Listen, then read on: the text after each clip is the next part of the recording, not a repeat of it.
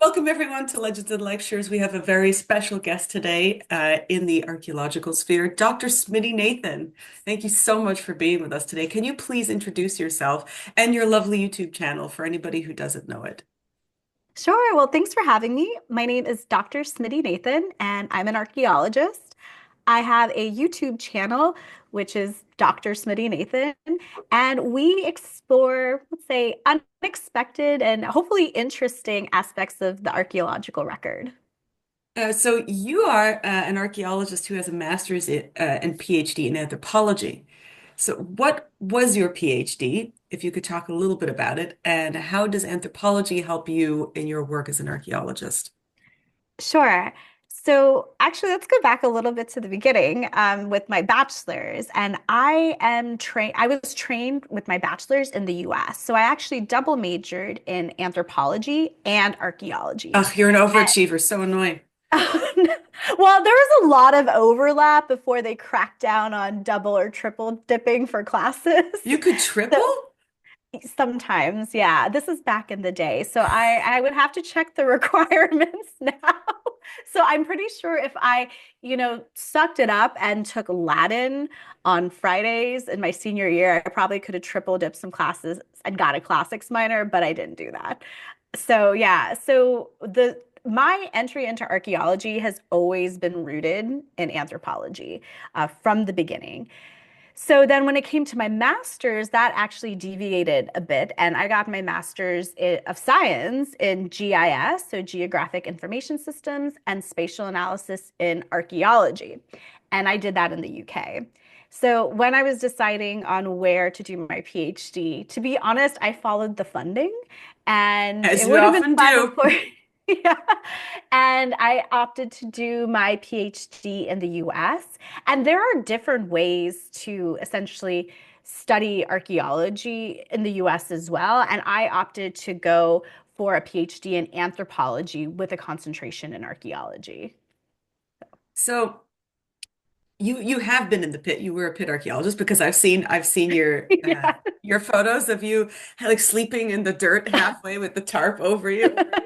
And you at one time you became an archaeological consultant. So why did you choose YouTube to turn to in order to make public archaeology?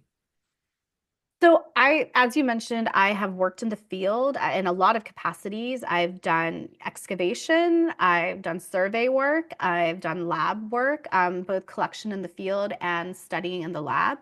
And honestly, after I finished my PhD, I was really grappling with if I wanted to be an archaeologist still, and if so, how I wanted to be an archaeologist. And in doing that, and trying to have a job at the same time that paid. So that part was tricky too. It allowed me to explore different career options and different paths, and happy to talk about that a bit more. But at the end of the day, I really reflected on what energized me as I was doing archaeology. And of course, I love the nerding out part. I love going deep. I love having a research question and trying to figure that out together with a team. I also noticed in myself from the beginning, honestly, since my bachelor's, because I was trained under, I had a mentor who and an advisor who was a person who also valued public archaeology. I I felt more connected to the field and more purposeful when I could communicate what we're doing to a broader audience. And it wasn't just about communication, it was about engagement. I didn't want to feel like I was the gatekeeper of the knowledge. It was more of a steward of the knowledge, and I wanted to make it very interactive. So let's fast forward to when I decided to start the channel. Right before that, I actually took a break from working, and I was very privileged to do so. It was definitely a needed mental health break. And I was thinking about, okay, what could I do next? And, with some of my chronic illnesses and neurodiversity, trying to find a 9 to 5 workplace that, valued my skill sets, but also where I could have a bit of flexibility was proving to be very difficult in the US. And so with the encouragement of my therapist, I started a business. And part of that business was trying out different things that I felt that I was good at, that people were interested in, and that, I could make some money off of. And I really wanted to try out YouTube because I was watching a lot of YouTube and I just found the video format to be so engaging. But I had never edited a video aside from like I think a 60-second video in Adobe Spark. And yeah, exactly. In my life. So it was really learning things from the ground up, but I was in such a privileged position to do so because I had the time and space to do it. And I'm happy to talk about that a bit more. But I really settled on video because I thought it was an engaging format. And I felt that YouTube in particular gave a lot of autonomy and opportunity to people like me who are not trained for like media, who might not have been on like PBS or anything like that to, present archaeology or honestly whatever I was hoping to make YouTube videos of at the time. So I thought it was a interesting opportunity that I needed to give myself time and space to explore.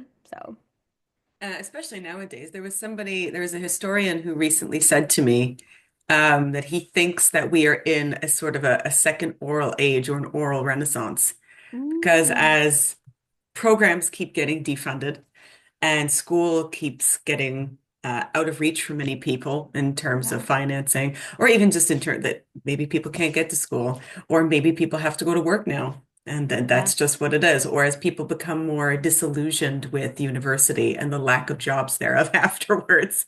I know when I graduated, there was no work in linguistics, and everybody was saying, go for a master's, go for, and I said, I literally do not have the money. I have Yeah. 3 jobs to pay for my undergrad. I don't have that time and ability to do a master's and a PhD as I wanted to do. So like you, I ended up doing a certificate elsewhere. Mm, But that was only a year. And that's all I could have. I yeah. never went for my PhD because there were no funded programs. So it's Right. interesting how a lot of people who don't have these opportunities are now turning to things like YouTube or even podcasts like this one, where people can just listen to a lecture and learn about something because there's no other opportunity. Maybe they're going to work and they want to learn on Mm, their way to work. Maybe they have a long commute. A lot of people, especially people who have long commutes, now listen to podcasts on things like Spotify or Podbean more than anything. And if you're even now on YouTube Music, if you want to, you can listen to your videos in audio format. You don't have to watch oh, them. Yeah, if you have YouTube Premium, you mhm. can listen to any video you can listen to in an audio format. That's And great. yeah, Thanks for that tip. yeah, so people can be walking and they could be even listening to your video, even though they're not watching what's on Mm, screen, they can still listen to your oration. So I think it's interesting that a lot of more people are turning to either auditory listening or learning, or even audio visual learning, because right. as well for many neurodivergent people, having that visual component is really important, and having uh, learning in a way that is fun and accessible and exciting and humorous helps you Right. retain a lot of the information. Um, so it's really great that we have people like you in your channel. If we want to learn about something very specific, the information is readily available and it's free and it's good Right. information because you give your sources. Yeah. We won't Thank we you. won't say anything about about the Graham Cox of the world, who's just like, I think Atlantis was real on a feeling. Oh, I know. yeah. No It's comment. it's Or it's comment. We can comment. All good. So, it's one of those things where YouTube is both a blessing and a curse because you think, yes, free education. And then also, oh no. yeah. Anyway, um, on happier thoughts, I wanted to talk very briefly about the amazing essay that you did on the history of the apple and apple seeds, and how apples are a world traveler, and talking Mm. about where that came from. Can you speak to us a little bit about archaeobotany? Sure. So, archaeobotany, simply put, is the study of ancient plants. And depending on where you live or what program you studied under, some of the definitions are a bit more nuanced than that. but when I think of archaeobotany, I'm really thinking of different methods that archaeologists can use to identify and locate plant remains in the archaeological record to help us better understand about things like people's practices and environments and behaviors in the past. So I'm pretty sure there's a more succinct definition out there, but I would just think ancient plants in the archaeological record. So, yeah. Well, your videos in general like touch on a wide range of subjects. So you obviously had that the history of the apple. You also have the history of weed. That one Yeah. was fun. That's really good. And how weed or marijuana has Mm. influenced cultures. And would you also talk about things like how the domestication of cats has changed history, has changed humans as well, and how we have this kind of semi-symbiotic relationship. So, as somebody like you who does botany and anthropology, which are your favorite things to talk about on the channel and why? I do have a soft spot for plants. I really do. And one of my co-producers, she also is a trained archaeobotanist too. And then we all tend to like food on my team too. So any type of intersection with food is piques our interest a lot. So I would say with the archaeobotany topics or ancient plant topics, or honestly any topic, the thing that's going through, at least in my head, and I think in our team's head too, is we're really trying to, yes, find topics that are maybe a little unexpected or and hopefully interesting. And the way we do that is we think about everyday life in the present. We eat apples now. Apples are a really popular fruit. Uh, and we don't like deadlines, I'll be completely honest on our team. Anytime we're like, oh, okay, like for the marijuana one, we're like, okay, we want to release this on 420. And we're just like, oh my gosh, we gotta, like that was our deadline. And our whole team works really hard and we have various jobs and chronic illnesses. So we try to give ourselves a lot of space and grace. So we try not to have hard deadlines on anything, but we knew we wanted to release this apple one in the fall, at least for the Northern Hemisphere. So when we were thinking about the apple, there's a lot to it actually, as with cats and as with marijuana. So the challenge for us sometimes is, okay, what's the story? Like, what's the larger theme here? And there's a lot with apples. You could take a lot of different angles.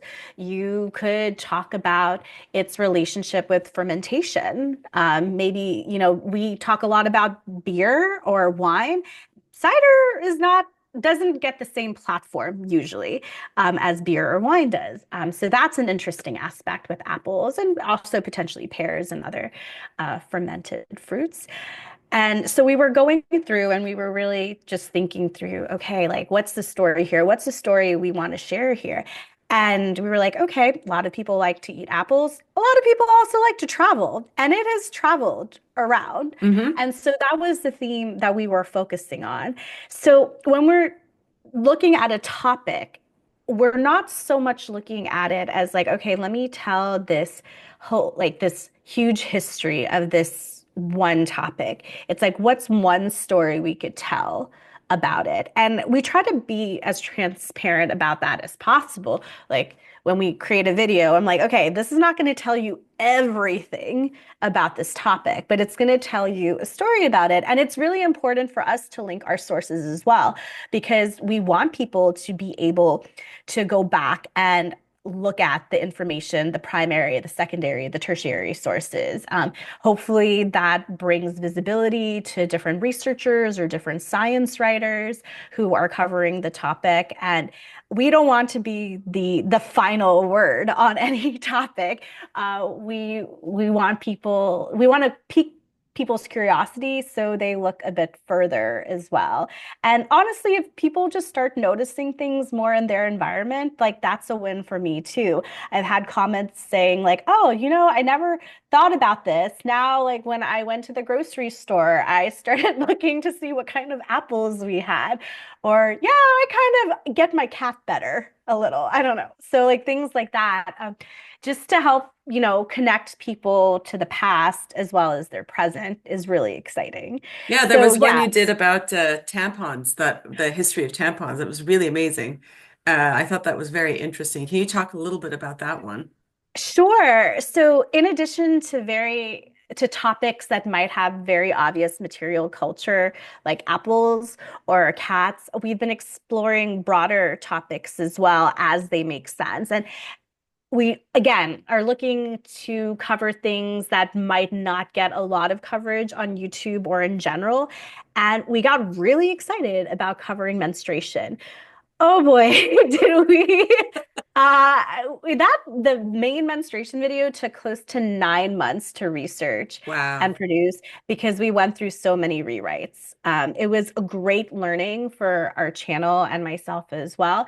And and it also opened up this research avenue for me personally that I'm really interested in. So this is something I'm always going to keep an eye out for.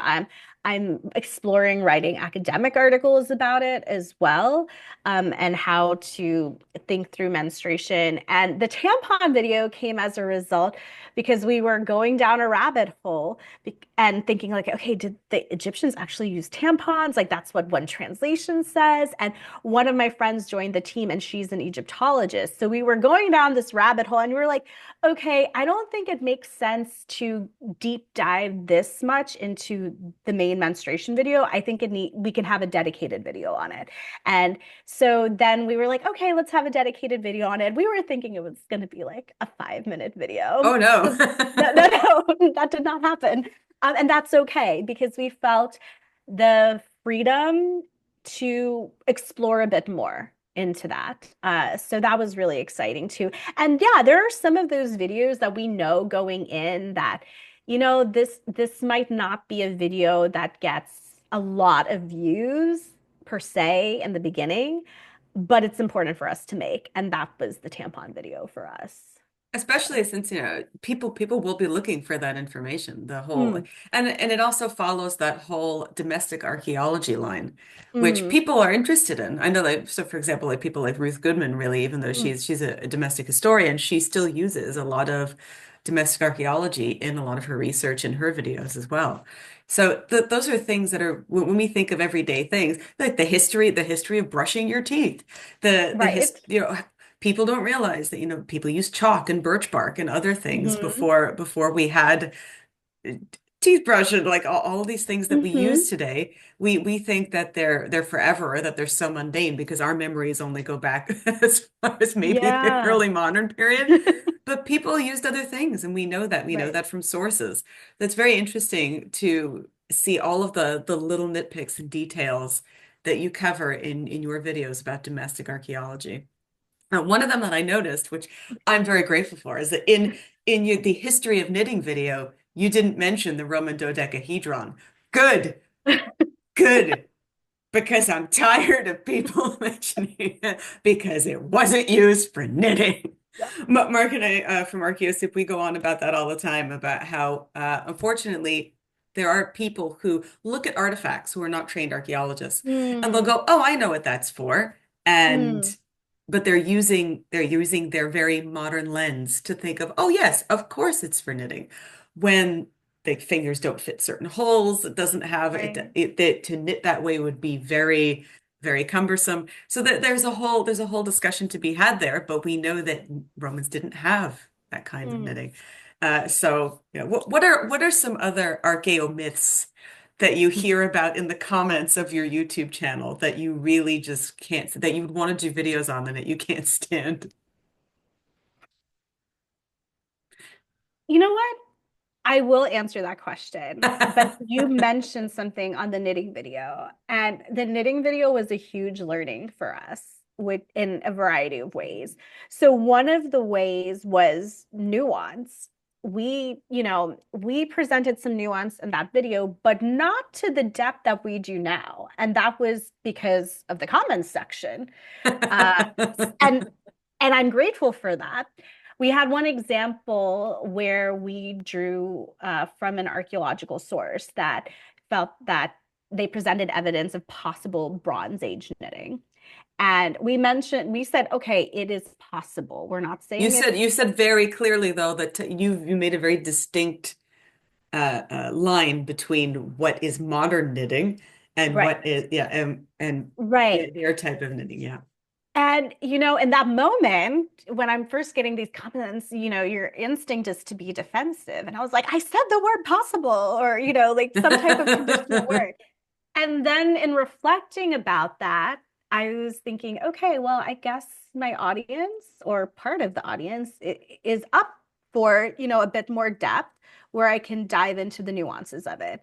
And so that was one clear learning from that video, which I appreciate and it was honestly exciting for the channel because there are some things where you think about it, you're just like, okay, I can say this, but that's not exactly how it is. I really need to explain it. And it just gave me the freedom to explain that, which was really exciting. But of course, trying to make it engaging. And yeah, and then also like, it was very humbling, like knowing kind of what my limits are and how far I want to stretch into certain topics. I have a deep fascination and appreciation for fiber arts, but I don't regularly practice the fiber arts. I can cross stitch, I can sew up holes. I tried knitting. I was horrible at it. I'm gonna try my hand at crocheting again. Um, and it was really interesting to be in conversation to people who who practice this and who enjoy this, or who work in this. So it really made me stop and reflect, okay, like what are the types of videos that I feel comfortable doing and where do I feel like I can stretch that? And of course, the way we're doing our channel, if we never talk about topics that we don't know as much about, then it's going to get limiting. But it really made me reflect and think about, okay, even if I'm not an expert in this specific area, how can I bring my expertise in an authentic way where I'm not trying to like, you know, tell the audience, oh yeah, like I'm an expert knitter here. Like watch this video. I'm not.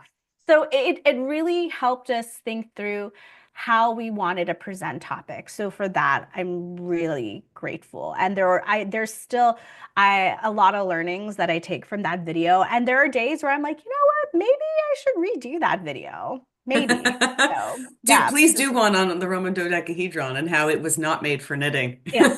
And so with the dodecahedron, what's interesting is when we're covering certain topics, we are, making decisions on, okay, what part of the mythology around this topic, like the modern mythology around this topic, should we cover? Like, should we bring that in conversation or do we leave it out?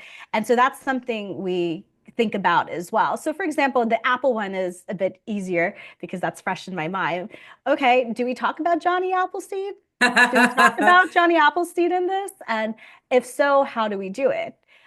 Because he is a part of at least American mythology around apples and how much coverage to give that. And we debate a lot, and sometimes yeah, we don't get it right all the time, but it's something we constantly think about.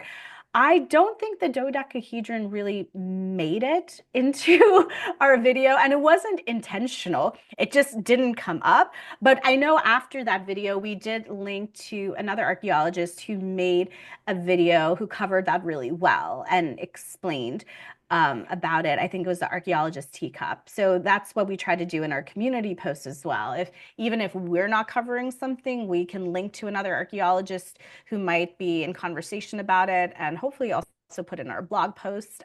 So yeah, we can't cover everything in a video and there are intentional decisions made. And sometimes there are oversights. Like I would say the dodecahedron was like an oversight. It didn't even enter our radar, if I'm completely honest. But it makes sense that it wouldn't, because if you're an archaeologist who's not aware of the myths that Mm. swirl around on YouTube, that it's one of those YouTube myths that just keeps going, where people say, "Oh, it was used for knitting." You're just going, Mm. we have negative Yeah, archaeological evidence yeah, around that because knitting was not around in the Roman Empire at that time as agree. well, where certain dodecahedrons were found. People say, "Oh, it was used to make gloves." You're going, only three of them were found in the north. Wow. Most of the rest of them Wow. were found in continental Europe, especially in the Rhine region. Hmm. So. What are they used for? We don't know. We have Yeah. there's possible archaeological evidence that it was maybe some kind of a divination tool, maybe used as that way Mm. because there are some divination markings on one of them, one on the Gotcha. inside as well. One of them had candle wax in it. Was it a very elaborate candle holder? Don't know, but there one of them had a candle wax inside. That's about all we Fascinating. know about it, and that's it. But we know Wow. that in that region, there are negative knitting artifacts. Knitting wasn't invented yet in that style. So there's no possible way that it Mhm. could have been. So I just thought it was funny because I thought, oh, I wonder if that was a conscious omission. No, it wasn't a conscious omission. And to be honest, like, I am trying to I think we only got maybe one or two out of the thousands of comments that like Well, asked about it. hmm, So I don't know if it was as much in the consciousness of the people writing comments as well. hmm. That doesn't mean it wasn't on people's minds. It just, as they were writing their comments, it really came up, I think, one or two times. Yeah. Um, so speaking of interesting subjects, can you talk a bit about the Arabian archaeology and epigraphy work that you've done? Sure. So I haven't done really epigraphic work in Arabia, mainly archaeology, but there is a lovely journal called Arabian Archaeology and Epigraphy, so which our team is published in.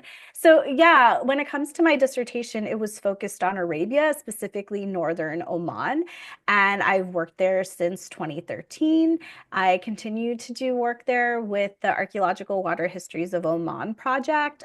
Which is led by Dr. Michael Harrower, and there's various co-directors, including myself.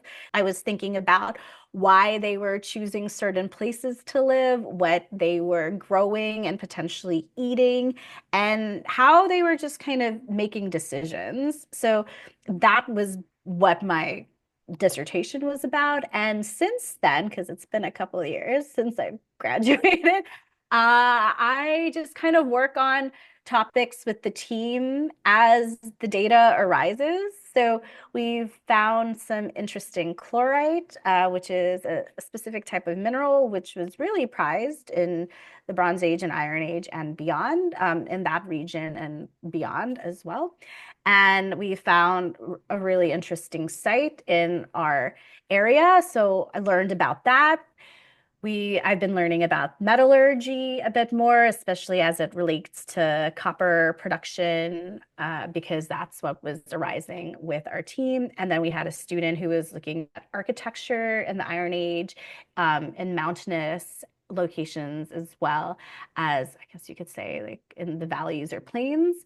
And so I was learning about that as well. So these days, I would say post dissertation, I'm just basically learning things as we find them on our team. I'm not necessarily driving my own specific research at this point, but I hope to do so. But it has to make sense in terms of time and constraints that I have, not just with YouTube, but with life too. I'm a mom to a wonderful 5.5-year-old, and I really don't want to be in the field longer than 2 weeks at a time. So yeah, so it makes designing work for that interesting. And also I'm just really fascinated by this kind of larger intellectual conversation about public archaeology and digital approaches to that. So maybe doing some scholarly work around that too. So it's an exciting time. If someone were ask me, okay, what's the research project you're working on? I would feel very much like a first or second year PhD student who's still trying to figure out their topic. So. But your most recent work is was it piecing together the puzzle of Oman's ancient towers, I think. Hmm. That was last year. Can you tell us a little bit about what Oman and what makes those towers so special? Sure. So that was part of my dissertation work, which was a really fun exercise and a great opportunity. So Sapiens is a magazine that's based in the US through the Winter Grant Foundation, and they won a big grant, I believe, from the John Templeton Foundation, and they had a 3-year part-time fellowship program. So they would have 3 cohorts each year. And I was so grateful to be part of the first cohort. So I learned a bit about narrative podcasting, which is not for me. I appreciate it, but not for me to produce. And then also how to write for magazines and different, basically public outlets. And I wrote that piece for Sapiens in conjunction with their editors, and that was based off a bit of my dissertation work. And what's really interesting about these so-called towers is we have a ton of these structures in Southeast Arabia. And we still don't know really what they were used for. The best explanation is they were used for different things and reused over time. And so this is one of those like mysteries that kind of every person who works in Southeast Arabia, even if they're not working on the Bronze Age specifically or whatever period a certain tower was in construction or in use, it's just something we come across a lot. It's just so ingrained into us, but it's not as much in like public conversation as much or broader conversation. And we're a bit used to that. Arabian archaeology doesn't always make like front page news all the time, sometimes. So yeah, the impetus behind the story was, oh, something that felt so common knowledge to me really wasn't. And I remember having a conversation with the editor and thinking of different topics to talk about. And she was like, okay, that's really interesting. I'm like, really? Like the towers? Towers?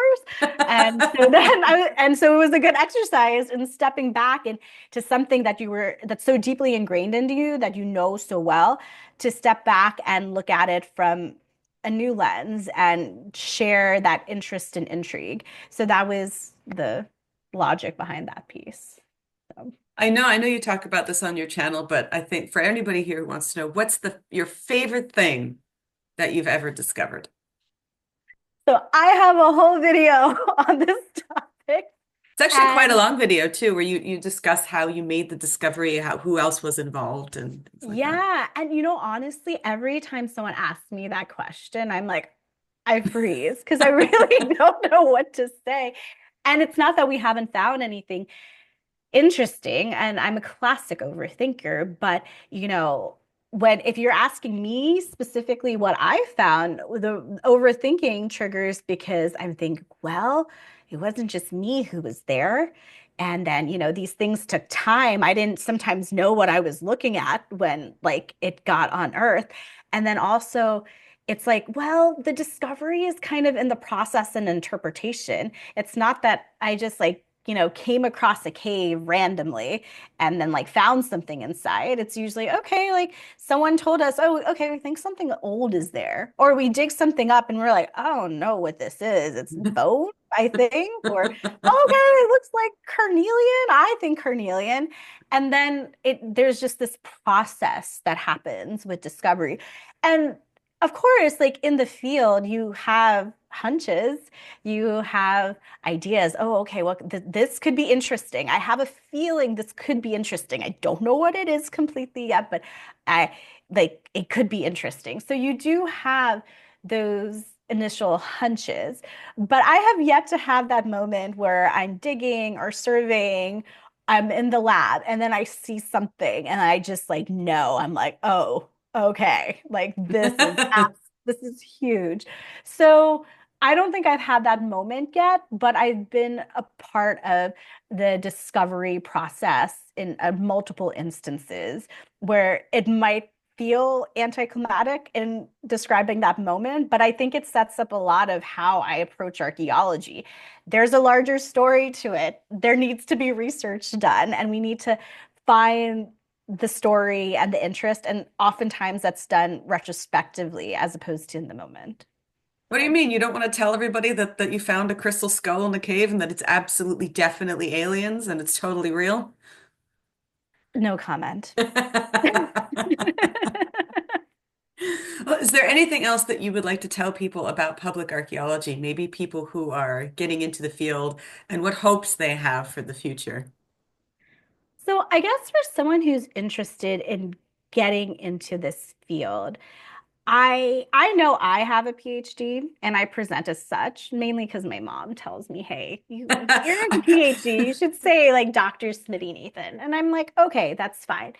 But the really cool thing I feel about YouTube is that there it kind of democratizes, for better or for worse, uh, who can come on the platform and who can make information. So I'm talking to the people who want to like, do good in the world and who want to like have, hopefully a positive impact and, promote critical thinking and interest. Even if you don't have the credentials you think you might need to have, you can still build the skills on your own. It's going to take a lot of work. Of course. And even if you have these qualifications, it still takes a lot of work. Uh, but I think you can absolutely do it and you don't have to do it alone. I think there are many of us out there who are definitely open and who don't have this kind of gatekeeper vibe. That doesn't mean that if there are like shortcomings or if there's something that needs a bit more nuance that, we might not tell you.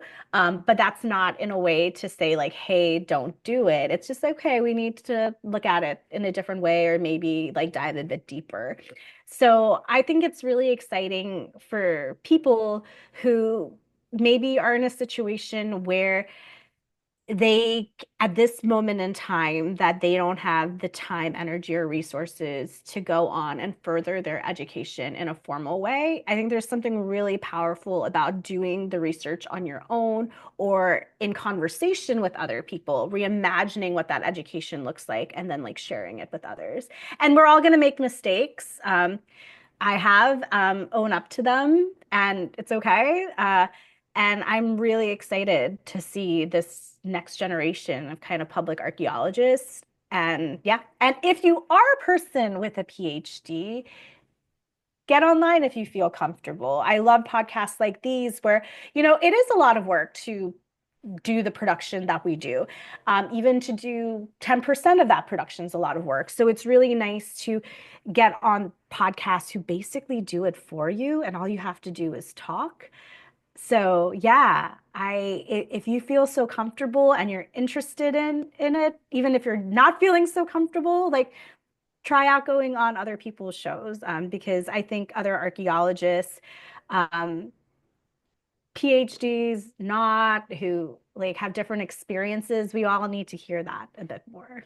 I have what the kids call special interest energy. And so when, even though I work in interdisciplinary subjects like linguistics and things like that, we started this because we wanted to give people more of a platform to talk about their work without any sort of like without them having to present a book or any kind of Mm, new research, just to talk about the work that they've done, because there right. is a general interest there. There are lots of Mm, people who would love to do, as I told you before, in Canada, we really don't have archaeology. We have mm, paleontology. We have some, obviously, we have archaeological sites. We do have right. very, very famous ones, but the funding for them and the funding for digs and Mm, things is just so abysmal that there's no way to study it really in school. And we wow. do have a lot of people who would like to go, but they either have to go to England or they have to go somewhere else in order to do their degree in archaeology or get in the field. They have to go away. Gotcha. And then just like you did, you go away to study and then you come back. And hopefully there's a PhD for you here at the end of it. But they're very few and far between and severely underfunded. Oh, But wow. I'm so glad that you're here. And I'm so glad that I'm grateful for your channel, which is absolutely amazing. If you haven't been to Dr. Smiti Nathan's channel, please, please, please go. The video essays on archaeology, anthropology, archaeobotany are all really interesting, and I really can't wait for whatever you have next. What video is next? We are, oh, so close to being done with another textile-oriented video. Yeah, we've been wanting to serve our knitters and other fiber arts folks for a while. And we were just trying to find a topic that, we felt that we could tell an interesting story about. And so the upcoming video, which will hopefully be released sometime this week or early next week, is on the lost socks of the archaeological record. Woo, So, fun. yeah. Awesome. That's so te I have a question then. So Sure. is it that they get lost in the dryer and the one that ends up disappearing because there's always one that's gone, is that the one that travels backward through time and is that the ones that the Vikings wear? Hmm. You will have to make that decision on your own and then tell me in the comments section. But yeah, but there are a lot of fun socks that we talk about, and then we step back a little bit and think about what is a sock, and then we look into some examples that maybe socks, maybe they're not, but then you get to decide. So we're really excited about this semi-interactive format. And then we're going to be trying out a really interactive format in the following video after that. So Oh, a lot of keep fantastic. experimenting. So Oh, I love it. I can't wait. I'm really excited. I always look forward to the new videos. oh, thank you. But thank you so much for being here.